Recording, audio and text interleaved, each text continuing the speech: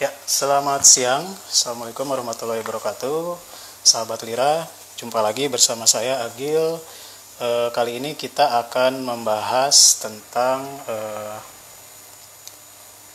bincang sehat ya. Yaitu temanya adalah agar si kecil tidak pilih-pilih makanan. Nanti bersama pembicaranya adalah Dr. Melvin, spesialis anak di Rumah Sakit Wira Medica. Ya, untuk bulan ini memang kita akan fokus kepada pembahasan kesehatan, edukasi kesehatan tentang anak khususnya. Nanti besok juga kita akan membahas tema yang lain dengan Dr. Yanuar. Untuk hari ini kita akan bersama Dr. Mervin, dokter spesialis anak. Kita akan membahas tentang bagaimana sih supaya si kecil atau anak kita yang tersayang ya, pola makannya tuh teratur gitu ya. Oke. Udah ada dok. Sudah muncul? Udah ada. Oh, udah muncul, ya. Oke.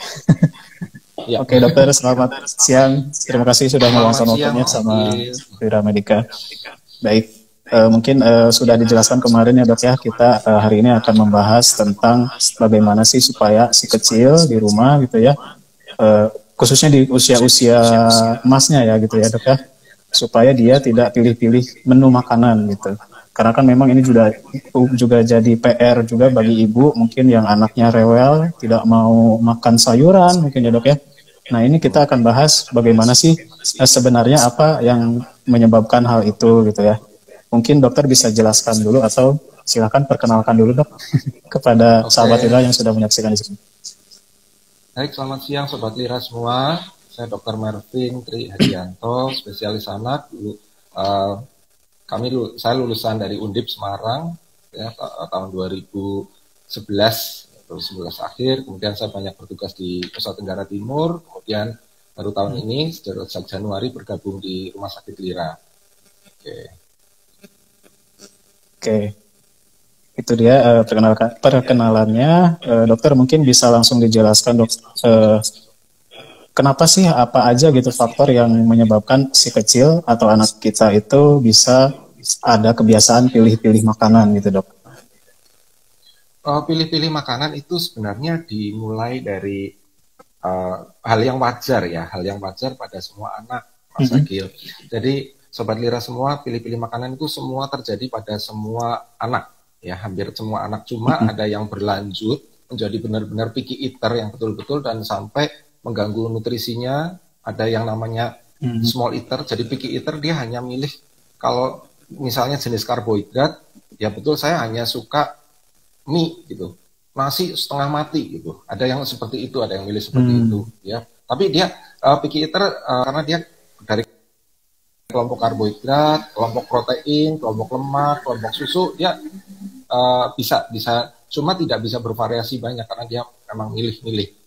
Nah itu dimulai dari awal sebenarnya, dari asal kesukaan anak terhadap makanan dimulai dari ASI dan bahkan dari amnion. Amnion itu cairan di ketuban ibu ya, istilahnya air ketuban ibu saat dalam kandungan. Jadi apa yang dimakan oleh ibu itu disalurkan dan rasanya dicicipi oleh si janin saat di dalam kandungan. Sehingga nanti berlanjut ke ASI, dan di ASI itu kalau ibunya makan bervariasi, itu membuat memori rasa pada anak itu sudah mulai terbentuk. Jadi pas nanti mulai MPASI, dan diperkenalkan berbagai macam, mulai MPASI nih, mulai berbagai macam lauk, berbagai macam sayur, berbagai macam buah yang tidak lagi terlalu sulit untuk menerima itu. Jadi ada penelitian bahwa ibu yang sejak hamil pilih-pilih makanan, dia hanya karena mungkin ngidam dan hanya pilih pengennya ini terus, ya anaknya juga cenderung hanya milihnya sesuai yang dimakan oleh ibunya. Gitu. Oh, jadi saat kehamilan juga memang mempengaruhi ya dok ya? Iya, mempengaruhi sekali. Nah untuk pilih-pilih makanan, memang ada faktor-faktor tertentu ya, ada dua faktor besar biasanya, faktor anak dan faktor lingkungan ya. Dari faktor anak itu sendiri mungkin pas lagi sakit, mana lidahnya rasanya nggak enak ya, kemudian dia pasti akan menolak. Kadang menu-menu rumah sakit itu, kalau anak sakit dirawat di rumah sakit, menu rumah sakitnya kelihatannya bagi orang tuanya enak ya, nasi, ayam, dan lain sebagainya. Tapi karena indera perasanya lagi berubah, anak pasti nggak Hmm. mau. Betul-betul dia batasi cuma maunya susu selama di rumah sakit. Yang kedua, misalnya anak lagi lelah ya, anak lagi lelah mau Hmm. dipaksa makan apapun juga, istilahnya kelelahan itu membuat lambungnya juga seperti nanti dululah, jangan diisi banyak-banyak.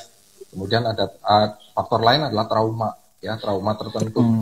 Saya faktor trauma saya yang lucu, Mas Akil, saya waktu di Nusa Tenggara Timur saat anak merawat anak yang sedang sakit di rumah sakit, itu ibunya saking marahnya pada anak karena tidak mau menghabiskan menu dari rumah sakit, dia bawa Hmm. lombok dari rumah, cabai rawit dari rumah, dan di depan mata saya sendiri anak itu sedang diberi cabai rawit agar mau makan. Oh, Waduh, itu termasuk tanda petik penyiksaan juga, tapi ya cabai kayak rawit juga dihukum gitu kadang ya dok ya, ada punish gitu kayak ya, dihukum. Nah itu bisa menimbulkan trauma, ya bisa trauma. menimbulkan Ya, ya, trauma ya. pada anak itu.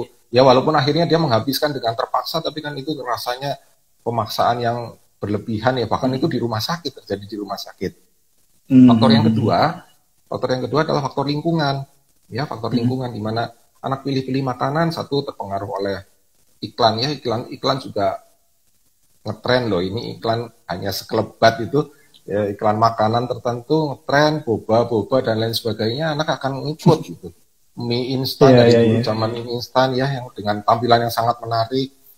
Kemudian pola asuh di keluarga, ya pola asuh di keluarga, adakah waktu untuk makan bersama atau tidak ya? Kalau anak hanya dibiarkan orang tua yang bekerja dengan pembantu pengennya cepat-cepat menyelesaikan menu makanan, ya udah terpaksa ya mungkin ya kadang dibuang ya, kadang anak anak nggak mau menghabiskan makanan, dia udah capek, pembantu kadang sadis juga ya, makanan dibuang. Ya. Kemudian dari faktor makanan tersebut sendiri ya, pilih-pilih makanan juga ya, terpengaruh iklan dan lain sebagainya. Ya, itu mungkin faktor-faktor yang paling sering Faktor-faktornya berarti memang menyebabkan pilih ada faktor makanan dari ibunya, ada juga dari lingkungan ya dok ya, dari anak itu sendiri juga bisa. dari anak sendiri itu sendiri. Oke. Oke, terus mungkin ini sebelumnya bagi sahabat Lila yang ingin bertanya, boleh nanti ajukan di kolom pertanyaan yang kartu itu ya, kartu pertanyaan nanti bisa dijawab langsung sama dokter.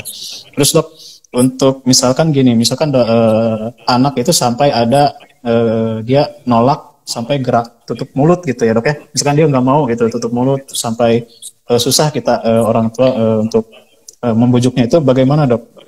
Kenapa dia bisa? Gerakan tutup mulut ya, itu masalah terbesar di orang tua ya. Memang itu benar-benar bikin orang tua panik ya. Gerakan tutup mulut kita harus cari penyebab ya, cari penyebabnya. Penyebabnya dulu ya Misalnya dok ya. mulutnya, ibu orang tua harus tahu nih, mulutnya ada apa nih, lagi tumbuh gigi, lagi sariawan ya. Nah ini mungkin kalau tumbuh gigi sariawan mungkin bisa dikasih obat pereda nyeri, misalnya paracetamol atau ibuprofen ya, bisa diberikan. Kemudian saat lagi sariawan mungkin diberikan obat sariawan ya, untuk melapisi uh, sariawan agar tidak langsung bersentuhan dengan makanan. Ada obat-obat yang bantu penyembuhan sariawan. Kemudian bisa juga anak lagi sakit ya, anak lagi sakit ya, nggak, anak sedang sakit begini Mas Akil. Jadi dan sobat Lira semua, anak sedang sakit itu enzim-enzim di pencernaannya dia menurun. Jadi anak akan membatasi sebanyak yangnya lebih sedikit ya. Makanya sering kalau di rumah sakit, kalau anak dirawat lama di rumah sakit, sering ada penyakit baru yang namanya hospital malnutrition ya, jadi kurang gizi karena memang kelamaan di rumah sakit dan anak tidak mau makan. Ini biasa, bukan beratnya tidak naik lagi, bahkan beratnya bisa menurun. Kemudian bosan menu makanan itu aja, tanpa rasa juga seperti itu. Nah sekarang MPASI modelnya sekarang tidak lagi plain atau tanpa rasa, tapi bolehlah ditambah sedikit gula dan garam ya, untuk tapi jangan pakai micin dulu ya, jangan pakai micin, tapi mungkin sedikit gula dan sedikit garam, itu bisa menambah cita rasa. Kemudian trauma saat makan pernah dikasih sendok, dipaksa orang tuanya dan sendok itu melukai mulutnya, itu juga akhirnya anak melihat sendok itu udah kayaknya sesuatu yang musuh ya, sesuatu musuh. Atau GTM bisa yang sering juga pada anak marah, anak sedang marah, ngambek, apapun itu, ngambek, ya dia mengantisipasi, melampiaskan amarahnya dengan mogok makan. Mogok makan, dipaksa makan, ya udah salah satu GTM, ya tutup mulut, ya mulutnya dikunci rapat-rapat dan lain sebagainya. Itu penyebabnya harus tahu ya kalau penyebabnya. Nah, nanti mengatasinya ya sesuai dengan sesuai penyebabnya. Misalnya anak lagi sakit, ya misalnya anak lagi sakit di rumah sakit, lagi nggak enak badan, oke lah porsi kecil dengan menu-menu yang lebih berasa, dan ibu bisa bervariasi, mungkin lihat-lihat ide menu di YouTube ya, di buku-buku masakan. Nah, salah satu caranya seperti itu. Kemudian untuk lebih menyenangkan waktu makan pada anak, bisa adik sih boleh bermain ya, bermain sedikit, sambil bermain dengan ya. sendok alat makan, bikin bunyi-bunyian sedikit di meja makan, tapi jangan sampai keliling rumah, lari-lari meninggalkan ruang makan, kemudian lari keliling rumah, itu nggak bisa. Jadi permainan menyenangkan di meja makannya dia bisa sedikit variasi, setelah berapa ketuk, satu suap lagi, permainan sedikit, satu suap lagi, itu menyenangkan pada anak. Kemudian variasi makanan itu penting ya, kemudian tekstur makanan disesuaikan dengan umur, jadi anak 6 bulan baru harusnya masih bubur halus, jangan langsung diloncat ke tekstur yang bubur kasar misalnya ya, ya pasti tidak mau. Kemudian sesuaikan waktu dengan jadwal makan, itu penting, dikunci GTM ya. Sering anak GTM kenapa? Kebanyakan jajan, kebanyakan minum susu, kebanyakan minum jus, sehingga akhirnya di waktu makannya lambungnya masih penuh. Nah, susu itu punya dampak, proteinnya kan mengandung, rata-rata susu sapi protein kasein ya, di lambung itu agak lama dicerna ya, sehingga cenderung anak yang minum susu berdekatan dengan waktu makan ya lambungnya masih berisi susu, dan itu susu mengandung lemak juga dan cukup kenyang. Jadi untuk di waktu makan berikutnya perlu di jeda waktu. Jus isinya serat ya, serat itu seperti kayak mirip spons lah di lambung, itu juga tanda petik mengembang ya, jadi kayak menarik air, mengembang, dan sehingga lambungnya cepat kenyang. Teh juga itu bikin kenyang, karena teh mengurangi waktu transit usus, jadi waktu pergerakan usus untuk mencerna makanan itu berkurang, sehingga anak cenderung masih kenyang terus ya. Jadi itu contoh yang mengganggu pencernaan anak, sehingga anak di waktu makannya berikut makan besar, itu terutama makan besar, nggak mau makan. Ya. Oke, dokter, kalau misalkan gini, tadi kan ada caranya adalah salah satunya dengan sedikit bermain gitu ya di meja makan gitu, diajak main sambil makan gitu ya dok ya. Kalau misalkan bagus nggak sih dok kalau misalkan kita si anak itu langsung dialihkan perhatiannya ke TV atau ke tontonan gitu sambil makan gitu dok, terus biar dia bisa diam gitu, itu gimana dok kalau seperti itu dok? Ada tontonan gitu dok seperti YouTube atau TV gitu dok, bagus nggak ya buat anak? Nah, dari penelitian itu kurang bagus. Jadi anak nanti terdistract itu yang namanya pengganggu dari lingkungan ya, pengganggu dari lingkungan itu biasanya game, gadget, televisi. Jadi anak itu akan proses makan itu belajar, Mas Akil ya, dan Sobat Lira semua, proses makan itu sesuatu yang belajar. Jadi saat anak belajar makan ya konsentrasinya satu, sama dengan kita mau belajar, misalnya belajar matematika, ya udah konsentrasi pikirannya di pelajaran matematika misalnya. Nah, kalau makan dengan sambil nonton TV, nanti anak akan tidak menyadari bahwa makan adalah kebutuhan. Jadi makan itu camilan, yang utamanya adalah nonton TV. Jadi anak harus belajar prioritas mana yang makan atau nonton TV nih, dipisah salah satu. Ya, kalau anak udah memang biasa nonton TV, cenderung matanya akan melihat televisi terus, tangannya ngambil dan bahkan sering lupa, dan ini mengakibatkan makan jadi lama sekali. Ya, bahkan sampai ada film 1 jam ya makannya sampai habisnya 1 jam. Sampai makannya kalau yang berkuah sampai nasinya sampai melar semua gitu ya, sampai udah nggak enak rasanya, itu bisa dipengaruhi oleh itu. Oke. Berarti memang untuk harus fokus ya. Iya, harus fokus ya dok ya. Waktunya makan gitu ya, jangan sambil nonton TV atau bermain gadget gitu ya dok ya. Oke, mungkin sebelum saya bertanya, ini ada pertanyaan dok dari sahabat Lira, mungkin bisa saya tampilkan di sini dok. Nah, pola makan yang bagaimana yang harus diterapkan pada anak 22 bulan agar ada peningkatan berat badan? Oke.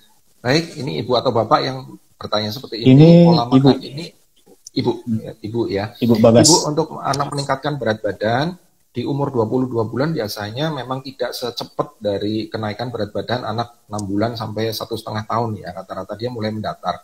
Nah, makanan-makanan apa yang penting prinsipnya, apa yang dimakan itu lebih besar daripada apa yang dia dikeluarkan. Jadi misalnya anak sangat aktif, berarti dia energi yang terbuang banyak. Ya, prinsip ini keseimbangan energi ya, untuk menaikkan berat badan dia harus positif ya, keseimbangannya positif. Intinya untuk meningkatkan berat badan itu ada karbohidrat, protein dan lemak.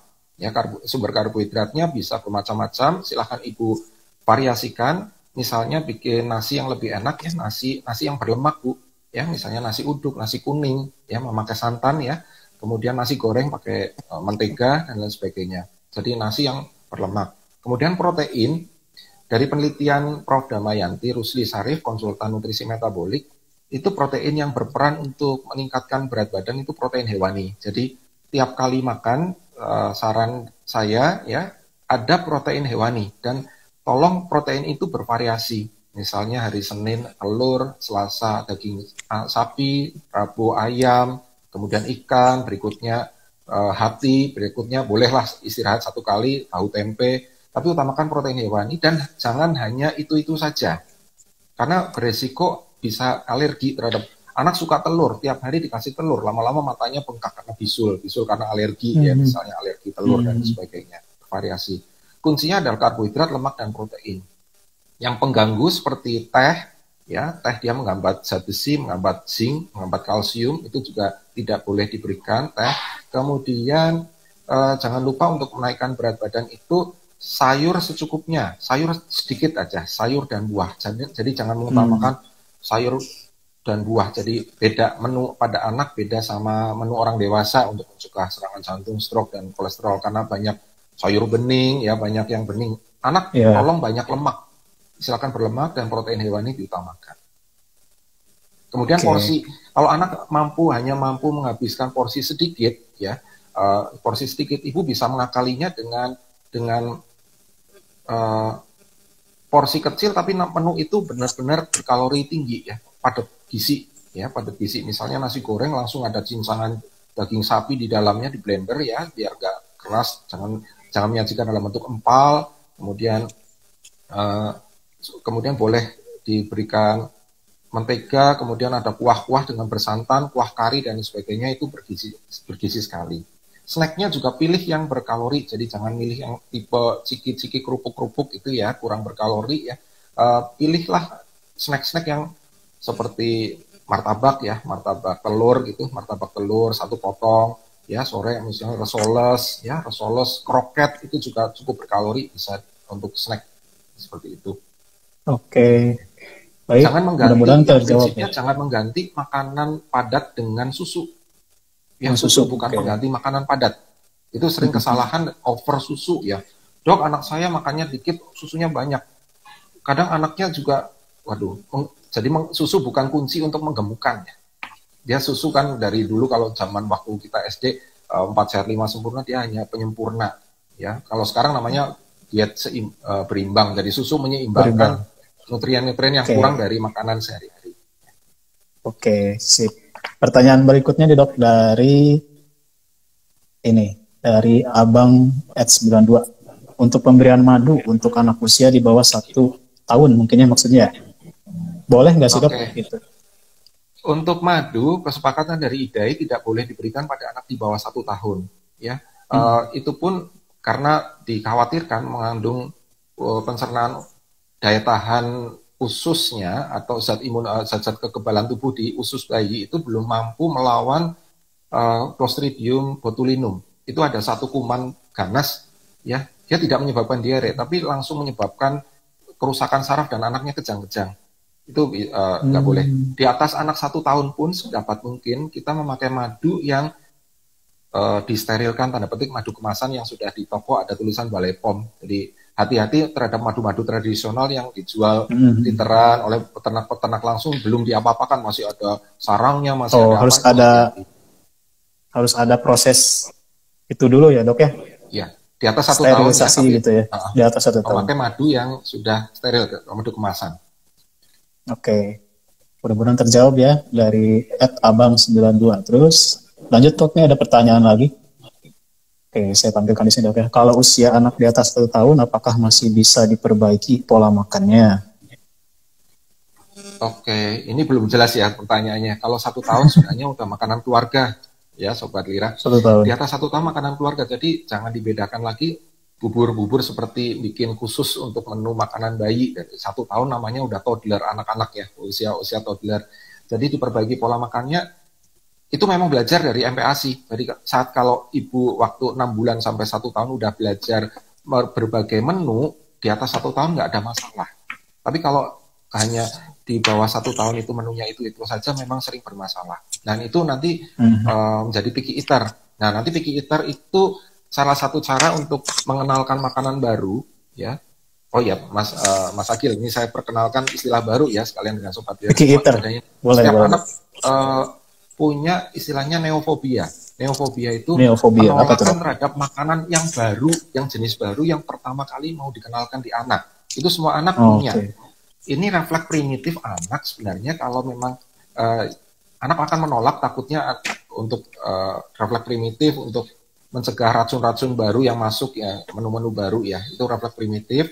Tapi dikhawatirkan pas orang tua tidak ada, anak dia refleks protektif ini melindungi dia dari makanan-makanan yang baru yang mungkin beracun. Nah, neofobia ini istilahnya kan wajar terjadi ya, cuma memang anak harus belajar diperkenalkan makanan baru, ya makanan variasi baru. Nah, kalau yang baru dikenal gitu ya Dok ya. Betul. Kalau anaknya picky eater itu ibu jangan langsung begitu disajikan satu menu nggak mau, udah ibu menjudge anak itu memang tidak mau makan. Tapi tolonglah berusaha 10-15 kali memperkenalkan makanan yang sama. Entah variasinya beda, misalnya memperkenalkan sapi. Oke, tadi ada istilah neofobia ya Dok ya. Neofobia. Memang harus dikenalkan sampai 15 kali ya Dok ya tadi. 1 sampai 15 kali untuk ibu jangan gampang menyerah nih, ibu kan jangan gampang menyerah. Cara memperkenalkan makanan 4 sehat 5 sempurna pada anak-anak. Oke, memperkenalkan makanan sehat 4-5 sempurna ya. Oke. Nah, memperkenalkan dari kecil, dari bayi, dari umur 6 bulan mulai memperkenalkan MPASI. Jadi MPASI utama ditekankan di sini untuk mencegah stunting, anak jadi pendek atau kurang gizi, memang dibatasi sayur dan buah. Jadi MPASI 6 bulan sampai sekitar 1 tahun, kemudian berlanjut sampai 2 tahun, itu utamakan karbohidrat, protein, lemak. Ya, untuk sayur dan buah memang diperkenalkan berbagai rasa, berbagai macam sayur dan buah, tapi hanya dalam jumlah sedikit. Jadi jangan memenuhi lambung anak dengan serat yang berlebihan. Ya, karena sayur dan buah kan hampir sumber serat ya. Kemudian dia yang dimakan itu diolah, dia akan keluar jadi feses juga kan, hanya hampir sebagian besar dari sayur dan buah. Nah, sayur dan buah diperkenalkan rasa sedikit demi sedikit ya dari berbagai bentuk. Ini saya juga akan memperkenalkan namanya food chaining. Food chaining seperti rantai ya. Untuk anak yang suka milih-milih makanan, salah satu penyelesaian caranya bisa dicoba dengan cara food chaining, dan ini berusaha sekitar maksimal sekitar 3 bulan. Ya, food chain itu begini. Dari anak yang hanya milih misalnya biskuit yang bertabur coklat misalnya, ya bertabur coklat, ya misalnya nugget ya. Anak itu masih nggak mau makan ikan. Saya contohkan pilihkan dia hanya suka nugget buatan pabrik komersial yang tinggal dibeli, tinggal dimasak aja itu. Nah, nugget yang bukan homemade itu kemungkinan kadar dagingnya sebenarnya rendah, yang sebagian besar tepung, ya sebagian besar tepung. Nah, anak hanya suka itu. Kemudian kita pelan-pelan beralih ke homemade yang buatan sendiri, yang nugget buatan sendiri, yang benar-benar murni hampir 100% daging, ya, tepungnya dikit. Kemudian setelah nugget buatan sendiri, tolong bentuknya mirip dengan potongan ikan, jadi seperti slice yang memanjang gitu, mau dibikin seperti itu, jangan bulat-bulat terus, karena dia kan tujuannya kan makan ikan. Nah, setelah dia mau makan homemade yang dalam bentuk homemade buatan nugget buatan sendiri, kemudian dia bisa diperkenalkan dengan ayam yang dipotong bukan dalam bentuk nugget, ayam yang benar-benar daging ayam yang dipotong memanjang. Jadi tidak lagi dilapis-lapis telur dan tepung panir seperti nugget, tapi betul-betul ayam utuh. Nah, berikutnya baru diperkenalkan potongan daging ikan, ya, potongan ikan yang bentuknya memanjang persis seperti potongan ayam yang memanjang. Jadi itu proses-proses food chaining berantai-rantai ini bisa, atau juga bisa diperkenalkan makanan baru, misalnya dia hanya suka sop, tapi kemudian tomatnya dipisah ya. Kalau begitu di dalam sop dia mau makan kentangnya, mau makan dagingnya, ya. Kemudian begitu ada tomat sedikit dia dipisah. Gitu. Bagaimana caranya? Caranya mungkin dengan memperkenalkan tomat juga. Mungkin dalam bentuk tomat yang potongan besar, anaknya trauma, ya, agak kaget ya. Dia bisanya dipotong yang sangat kecil-kecil, tomat yang sangat kecil-kecil, sehingga anak saat makan dia nggak bisa memilah-milah lagi, udah jadi satu. Gitu. Ya nggak perlu di jus, nggak usah seperti saus, tapi betul-betul potongan kecil-kecil. Jadi dan jumlahnya sedikit. Ya, jadi istilahnya memperkenalkan makanan baru di menu yang lama yang dia sukai, tapi dalam jumlah sedikit. Nanti dia akan bisa mencoba dan akhirnya toleran. Akhirnya bisa tidak takut lagi makan tomat. Ya.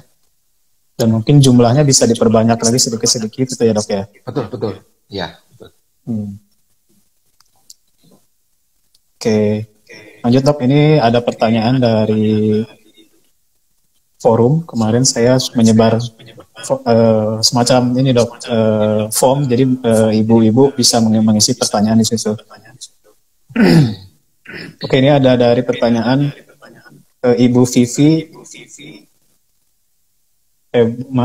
Ibu Vivi Triwijayanti. Anaknya usia 2,5 tahun. Jika makan masih suka pilih-pilih dok. Oke, mungkin maksudnya di usia 2,5 tahun apakah masih dibilang normal? Oke. Dengan dia yang makannya pilih-pilih, itu udah cukup. Ya, masih Bu. Itu puncak-puncak selective eater, neofobia, picky eater itu memang di sekitar 3 tahun, 2,5 sampai 3 tahun itu puncak-puncaknya. Nah, oke. Gini, beberapa trik lainnya ya. Ibu kan mungkin udah mendengarkan beberapa trik sebelumnya. Trik lain kita bisa lanjutkan ya. Misalnya anak untuk mengenalkan sesuatu yang baru, ya, sesuatu yang baru yang dia tidak suka, ya. Orang tua memberi contoh. Ya, children see, children do. Jadi orang tuanya memberi contoh dulu, makan bersama, tapi jangan disajikan di piringnya dia, Ayo, kita misalnya taruh makanan di piringnya dia, ayo makan nak. Ya, makan. Kok dihabiskan, anak cenderung akan memilah menu baru ini, yang lauk barunya ini dipisah, taruh di pinggir, menu yang lama dimakan. Tapi tolong bisa dicoba, taruh aja di tengah. Jadi orang tua seperti cuek ya, tapi ditaruh di tengah meja dalam jangkauan anak ya, Nanti orang tua seperti memberikan contoh makan, wah enak banget dengan perasaan yang, wah kok enak sekali. Misalnya papa bilang ke mama, mah kok enak sekali masakanmu. Digodain aja, anak seperti digodain. Jangan langsung taruh di piringnya, benar-benar jangan taruh di piringnya. Ya, kemudian anak nanti akan nyoba-nyoba, oh, ini papa mama kok makannya lahap sekali ya. Terus kakak juga. Penasaran ya dok ya. Nah, oke, dia akan melihat kemudian dia nyicip-nyicip, gali sedikit, ya. Kemudian dia akan berani. Mungkin ada makanan-makanan tertentu yang memang dia nggak suka, dilepas lagi, dimuntahin lagi, dilepas lagi, gitu misalnya. Ya udah nggak ada masalah, besoknya ganti menu lagi. Berikut seperti itu cara trik lainnya. Nah, jangan dipaksa, ya, jangan dipaksa untuk menu baru. Kalau pemaksaan bikin trauma pada anak, ya, Kemudian saran saya bisa juga dengan potongan yang berbeda. Saya kemarin melihat ada satu video di YouTube juga bahwa tomat yang disajikan berbeda membuat menu jenis baru, explore. Anak akan mengeksplor bahwa tomat itu ternyata wortel itu tidak dipotong bulat-bulat, tapi dia dipotong panjang. Jadi orang tua bisa pilih wortel yang panjang-panjang, yang aslinya panjang-panjang nih. kemudian Jadi dipotong kayak stick ya, Dok, betul-betul ya? memanjang, dibikin seperti mie, ya, Oh, dibikin iya, seperti iya. potongannya seperti mie, dan itu diolah seperti Mm-mm. mie, jadi mie orange, mie yang berwarna orange, padahal itu isinya wortel misalnya untuk Wortel. ya. Kemudian di satu menu bisa potongan-potongan dengan warna yang berbeda-beda, warna-warna yang berbagai jenis menu yang berbeda. Ada daging coklat, kemudian ada irisan timun sedikit yang kecil-kecil ya, dalam bentuk kecil-kecil. Dan anak jangan langsung disajikan dalam porsi besar. Porsi kecil itu juga cukup membantu untuk mengatasi anak-anak yang nggak mau makan lah, pengennya semua bisa ya, semua 4 sehat 5 sempurna, pengennya semua bisa ya. Tapi dengan menu kecil itu membuat anak, oh saya kok hanya makan segini, ya udah makasih. Jadi nanti ditambah lagi kalau dia lapar nanti minta lagi, Pak minta lagi, Ma minta lagi, bisa. Oke. Oke. Oke. Terus lanjut di pertanyaan selanjutnya, Dok. Ini ada pertanyaan dari @isti4456. Mungkin ini tentang susu, Dok. Sampai Oke. 6 gelas sehari, apakah membuatnya pilih-pilih makanan? Anaknya umur berapa ya Bu? Jadi ketentuan kalau anak di atas 2 tahun, ini susu dibatasi ya, idealnya 400 cc sampai 600 cc per hari. Kalau sampai 6 gelas sehari satu ya berlebihan. Dia tadi bilang bahwa susu dominan proteinnya dari kasein di lambung, lama di lambung sulit dicerna. Kemudian berdekatan dengan waktu makan membuat apa ya istilahnya, membuat anak masih kenyang ya, jadi jadwalnya jadi kacau Bu.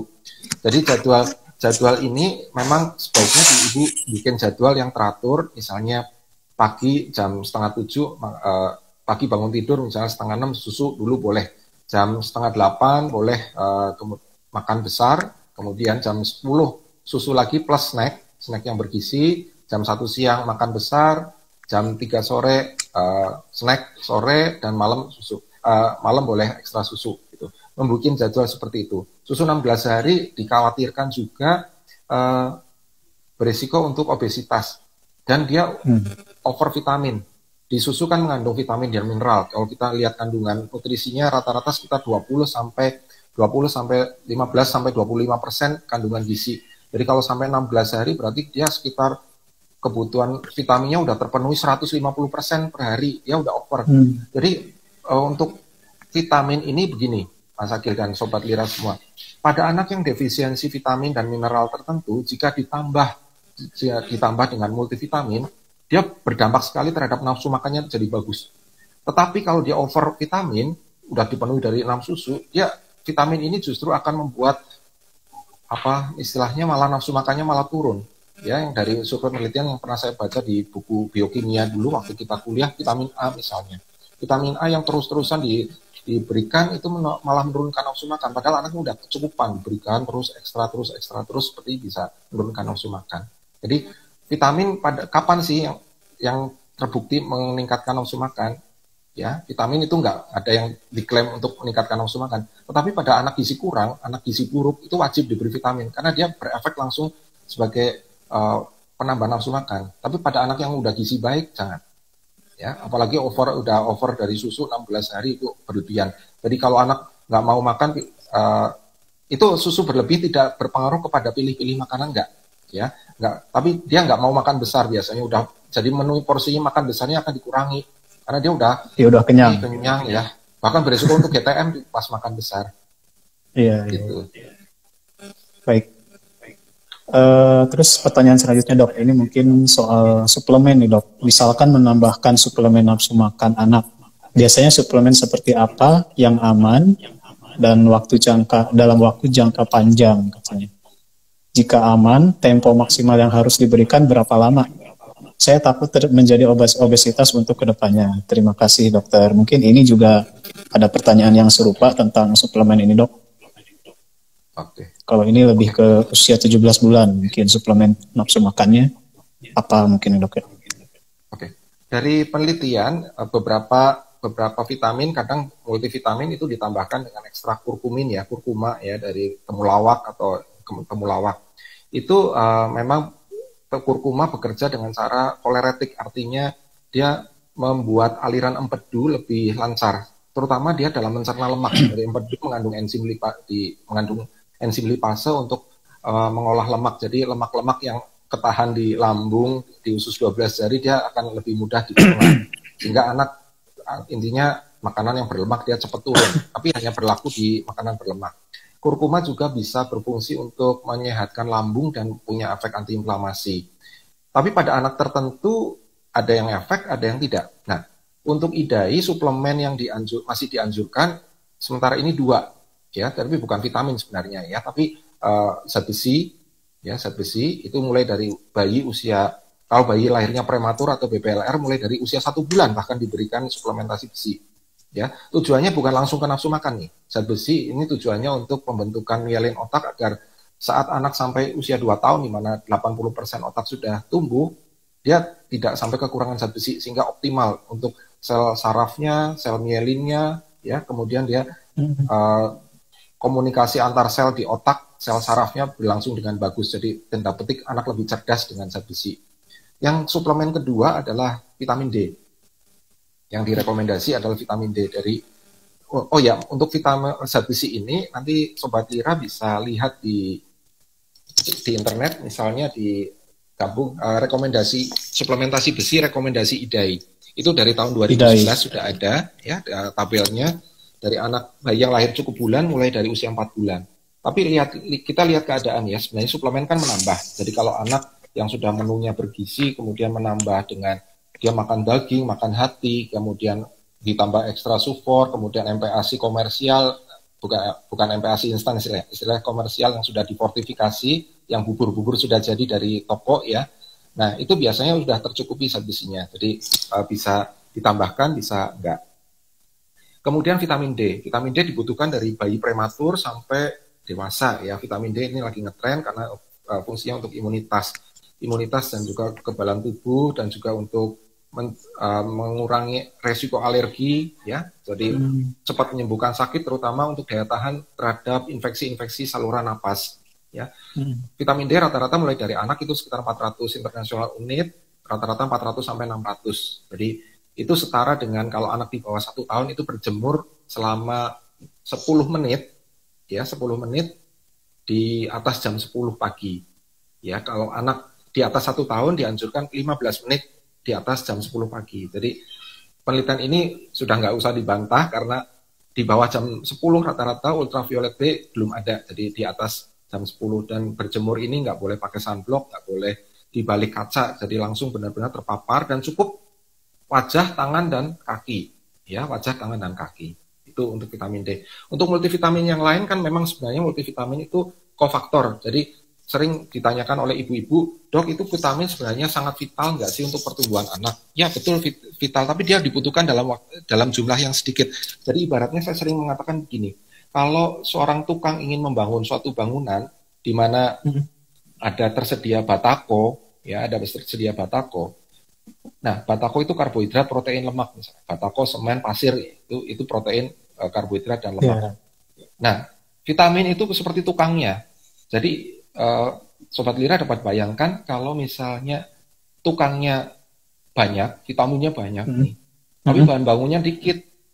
Nah dia ngolah apa? Percuma kan? Tukangnya nganggur. Setelah jadi bangunan setengah jadi, nganggur dia. Karena bahannya habis. Beda sama bahannya banyak, karbohidrat cukup, lemak cukup. Nah vitamin tambahin sedikit aja. Tukangnya cuma 1, tapi dia kerja lembur, tetap jadi bangunan yang tinggi. Nah itu analogi logika antara vitamin dan makronutrien. Jadi multivitamin silahkan dibutuhkan, boleh diberikan, tidak usah jangka panjang ya, nggak usah jangka panjang ya, jangka panjang sudah berlebih. Jadi kalau ibu misalnya anak-anak sudah minum susu, bervariasi makanan, kan nggak usah ekstra multivitamin. Kecuali zat besi di bawah 2 tahun, dan vitamin D. Vitamin D bisa suplemen dari makanan, misalnya ada merek, maaf nyebut merek ya, Proof D3 tetes, 1 tetes per hari, atau dengan berjemur cukup 15 menit, nggak usah pakai suplemen juga nggak ada masalah. Oke, baik. Pertanyaan selanjutnya dok dari Ibu Dedehyus Nimar. Kalau yang saya baca dia itu ada masalah lebih ke pencernaan dok. Jadi anaknya makan dan pemilih makanan dan susah makan, maka itu dia suka BAB-nya mengejan gitu dok, terlalu mengejan. Sudah diakali pakai Vegeta 21 CR ya, tapi karena kapsulnya terasa pahit, si anak tahu dan menolak. Jadi mungkin ini lebih ke saat BAB-nya terganggu dok, karena dia pemilih makanan dan susah makan. Itu gimana dok baiknya dok? Umurnya disebutkan nggak? Umurnya? Ini sayangnya nggak disebutkan nih umurnya nih. Oke, asosiasi di atas 1 tahun ya, di atas 1 tahun ya.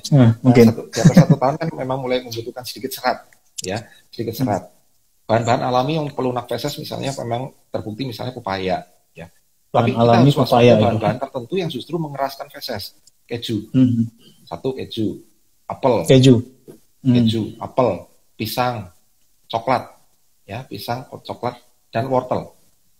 Itu kalau anak tiap hari dikasih pisang, dikasih wortel, cenderung BAB-nya keras, ya. Jadi ibu ini ada tambahan dok, dengan buah yang umurnya 4 tahun kan?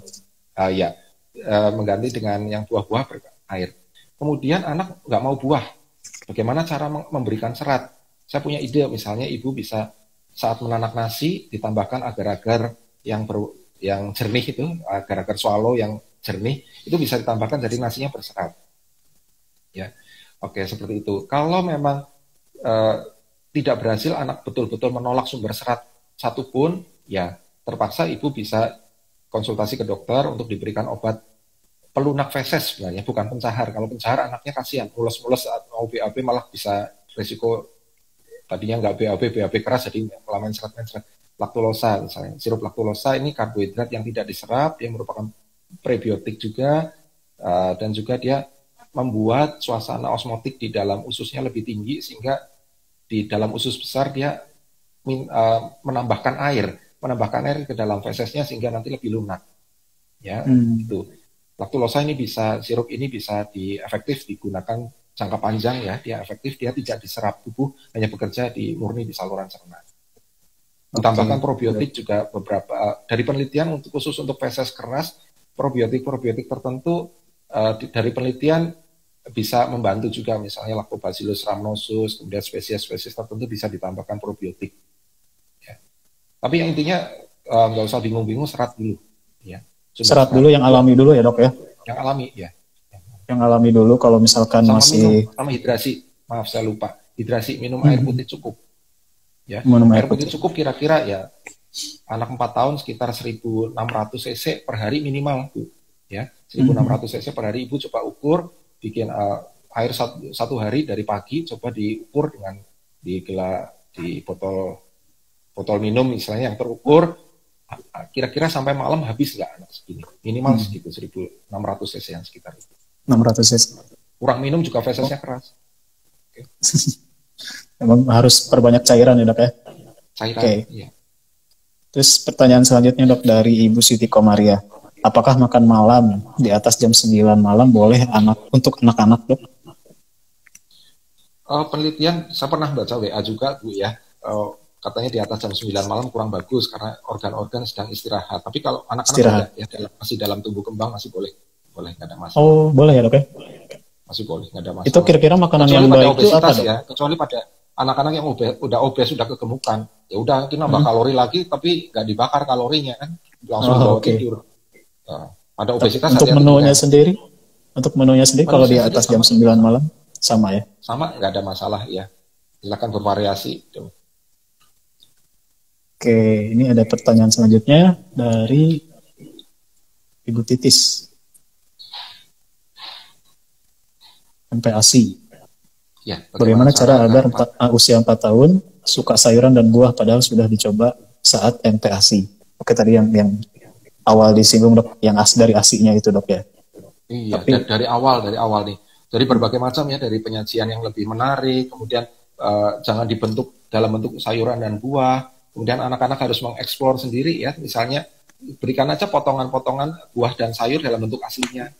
Kalau anak saya, pengalaman anak saya, dia cenderung bagus jika diputerin video YouTube. Ini 4 tahun kan pasti udah pinter nih bukain YouTube. 4 tahun. Jadi ada tuh di YouTube kalau nggak salah anak Korea kalau nggak salah yang makannya lahap sekali berapa mangkok itu ya, bisa anak suka makan itu bisa ditontonkan ke anak. Ya seperti itu. Kemudian diperkenalkan juga tokoh-tokoh, misalnya Popeye yang bisa kuat ya, bisa kuat. Sayur dan buah memang penting ya, penting tapi jangan dalam jumlah banyak. Jadi target anak hanya makan sayur dan buah dalam jumlah sedikit. Yang penting serat tercukupi. Seperti itu. Pelan-pelan dari semua cara ya, dari semua cara memperkenalkan sayur dan buah, dari potongan-potongan dari sayur dan buah disembunyikan, disembunyikan, dicampur dengan nasi goreng dari yang kecil-kecil, kemudian sampai makan dalam bentuk aslinya, hampir mirip dalam bentuk aslinya. Jadi betul-betul seperti lalapan. Orang tua memberi contoh, ya, orang tua memberi contoh, potongan menarik. Boleh dengan reward juga, Pak Agil, Mas Agil itu rewardnya ya. bisa. Ada hadiahnya ya, Dok, sesuai ya. Dia keinginan apa nih? Kepengen dibeliin, misalnya mainan mobil-mobilan atau misalnya PS5, Dok. Oh, PS. Mobil-mobilan dia harus ngumpulin skor. Ya, betul. Ya, bisa sistem reward. Ya, tapi jangan punishment sih. Kalau punishment saya nggak suka ya, tapi sistem reward. Kalau kamu pengen ini, syarat dong, ayo. Tapi dalam suasana dengan dibujuk yang menyenangkan. Itu anak kalau udah punya keinginan, dia ingin menggapai keinginan itu, dia akan berusaha mengikuti keinginan kita untuk mulai makan sayur dan buah. Oke, ini ada pertanyaan dari Ibu Norma, Dok. Ibu Norma Tri Putri Pratiwi. Anak saya yang pertama usia 5 tahun. Sejak usia 3 tahun, dia jadi tidak suka buah-buahan. Sudah dicoba dibuat jus, es loli pun nggak mau, malah sekarang lebih parah. Dia kayak fobia lihat saya makan buah, katanya, Dok. Lihat ibunya makan buah, dia fobia. Dia nggak mau mendekat, dia bilang bau lah. Gimana ya cara mengatasinya? 5 tahun. Ini ada sensori ya, ada perubahan sensori ini. Kalau anak tadinya suka, dia tiba-tiba tidak suka buah, ibu mencari penyebab apakah anak ini tiba-tiba ada perubahan. Tapi biasanya perubahan sensori di lidah, ada anak yang sangat sensitif terhadap rasa, itu biasanya pada anak-anak dengan kelainan, misalnya anak autis, ya, anak gangguan perkembangan, anak sindrom Down tertentu, dia rasanya berubah jadi sangat sensitif terhadap rasa itu. Nah, antisipasi mungkin dia sangat bosan ya, kalau mungkin bisa trauma masa lalu, ya, kemungkinan bisa trauma masa lalu. Setiap waktu itu anak waktu kecil dipuji bisa makan sayur dan buah begitu besar, sekarang jadi disemprot orang tuanya ya, bisa jadi malah justru anak bikin aksi benar-benar menolak sayur dan buah. Ya, mungkin harus lebih spesifik lagi, harus mencari tahu penyebabnya. Kenapa sih trauma ya? Kenapa berubah rasa dan lain sebagainya. Nah, berubah rasa kan buah dari dulu sampai sekarang kan harusnya rasanya sama. Iya. Jadi dia akan mengeluh berubah rasa nih, harus dicari tahu. Mungkin bisa konsultasi lebih lanjut ya, dokter ya. Oke. Mungkin membawa Baik, anaknya Dok. Ya, mungkin konseling khusus ini. Memang lebih enak tanya jawab dulu ya, Dok ya. Oke, Ya, mungkin ini masih ada beberapa pertanyaan, cuman waktu kita juga hanya 1 jam ya, Dok, di Instagram Live ini. Terakhir, Dok, mungkin kapan sih waktu yang tepat, misalkan ketika pola makan tidak ada berubah gitu kan, mungkin masih dengan seperti itu aja. Kapan harusnya ibu membawa anaknya untuk konsultasi ke dokter, misalkan di saat bagaimana gitu, Dok, separah apa gitu, Dok? Oke, itu namanya red flags ya. Red flags berarti dalam 1 bulan itu sudah terjadi gagalnya kenaikan berat badan. Misalnya berat badan sama dari bulan lalu tanpa anak sakit, ya. Itu 1 kali aja bisa konsultasi ke dokter. Dok, anak saya nggak sakit, makannya banyak kok, nggak jadi tumbuh. Ini berat badannya kok tetap atau naiknya cuma nggak sesuai grafik. Ini sekarang ibu-ibu pinter nih, di aplikasi Primaku, dia kadang ya Primaku Idai ya, bisa di-download. Iya. Nah, seperti itu. Kemudian apalagi ya? Saya tekankan di sini ada tiga hal faktor penyebab ya, sebagai terakhir ya, kita harus tahu bahwa yang terpenting dari anak-anak ada 3. 1, jadwal makan ya. Jadi jadwal makan ibu harus susun dengan dan dipatuhi ya, susu hanya 2-3 kali sehari, 3 kali makan besar, 2 kali snack yang bergizi, susu 2-3 gelas sehari, 400-600 cc. Kemudian faktor yang kedua, lingkungan yang menyenangkan dan tidak ada pengalihan perhatian dengan distraksi atau permainan gadget, nonton televisi, atau bahkan lari-lari sampai keliling rumah ya, sampai keliling rumah. Kemudian yang ketiga, prosedur. Satu jadwal, dua lingkungan, yang ketiga prosedur. Misalnya prosedur, ya udah dorong orang tua harus memberikan motivasi positif, mendorong anak untuk makan sendiri, dan orang tua hargai rasa kenyang anak. Anak merasa udah cukup, ya dihargai. Jangan benar-benar dipaksa sampai terjadi GTM dan sampai terjadi kekerasan dalam rumah tangga karena kekerasan psikologis. Kemudian kalau anak mau bisa makan, trauma ya dok ya? ya jadwal jangan terlalu lama. Waktu makan juga tidak boleh lebih dari 30 menit. Ya 30 menit itu udah bosen, makanannya udah jadi nggak enak ya, udah nggak enak. Kalau makanan berkuah pasti nasinya udah jadi melar semua, udah rasanya udah berubah, udah nggak enak lagi. 30 menit hentikan. Ya. Kemudian ibu reevaluasi apakah menu terlalu banyak, masih terlalu banyak, kurangi, ya kurangi.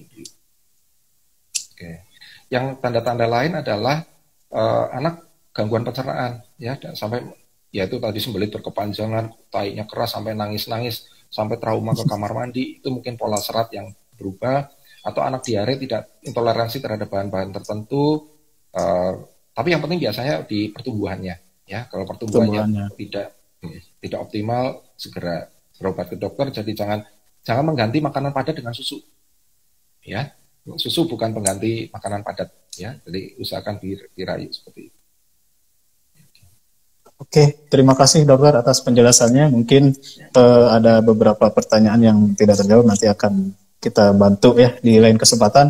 Terus kita juga nanti ada sesi konsultasi gratis bagi peserta yang beruntung. Nanti boleh didaftar dulu ke link di bio Instagram. Nanti kita juga akan kasih tuh beberapa door prize dari Rumah Sakit Lira Medica untuk sahabat Lira yang mengisi form di situ. Baik dokter, mungkin saat ini sampai sini dulu, nanti kita akan buka sesi selanjutnya di lain kesempatan. Dokter, terima kasih sudah meluangkan waktunya ya dok ya.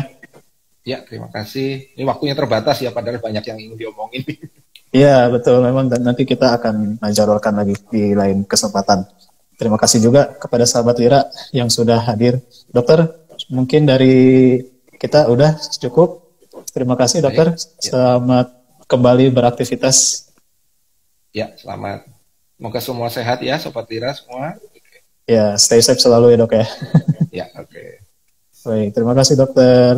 Ya, baik. Selamat sore.